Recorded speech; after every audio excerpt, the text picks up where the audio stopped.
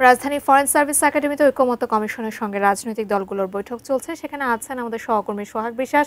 বিস্তারিত জানাতে সরাসরি যুক্ত হচ্ছি তার সাথে। সোহাগ, কি নিয়ে আজকের এই বৈঠক চলছে নিশ্চয়ই আমাদেরকে জানাবেন। ২২ দিন ঐকমত্য কমিশনের বিভিন্ন রাজনৈতিক দলের সাথে বৈঠক হয়েছে। সেই বৈঠকের আজ দ্বিতীয় পর্যায়ের বৈঠক, অর্থাৎ এই যে ঐকমত্য কমিশনের বিভিন্ন রাজনৈতিক দলগুলো একমত হয়েছেন সেটি আসলে কিভাবে বাস্তবায়ন হবে, সেই বাস্তবায়ন প্রক্রিয়া নিয়ে এবারের এই বৈঠক।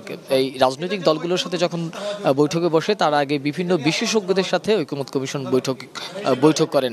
আজকে সকাল থেকেই এই বৈঠক শুরু হয়েছে এবং সকাল থেকে বৈঠক শুরু হওয়া বৈঠকটি এখন মধ্যাহ্নভোজের বিরতি চলছে। এই বিরতিতে বিভিন্ন রাজনৈতিক দলের নেতারা তাদের মতামতগুলো ব্যক্ত করছেন।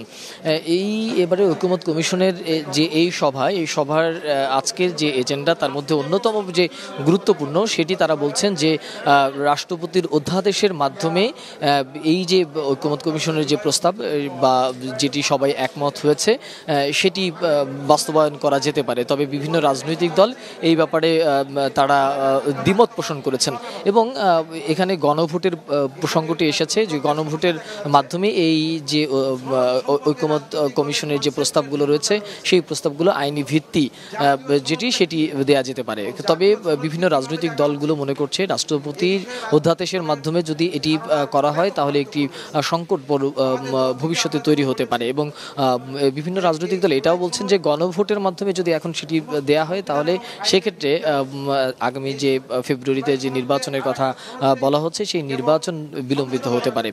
সে কারণে রাজনৈতিক দলগুলো এখন পর্যন্ত আসলে এটির আইনি ভিত্তি কী হবে সেই বিষয়টি নিয়ে এখনও ঐকমত্যে পৌঁছাতে পারেনি। তবে ঐকমত্য কমিশন মনে করছে যে রাজনৈতিক দলগুলো এই আইনি ভিত্তি কিভাবে দেয়া হবে সেই ব্যাপারে সব দল একমত হবে এবং তারা ঐকমত্য হয়েই একটি সিদ্ধান্তে আসতে পারবে। যাকে এই ছিল আসলে রাজধানী ফরেন সার্ভিস থেকে ঐকমত্য কমিশনের যে সভা চলছিল, বৈঠক ছিল, সেখানকার সর্বশেষ অবস্থা।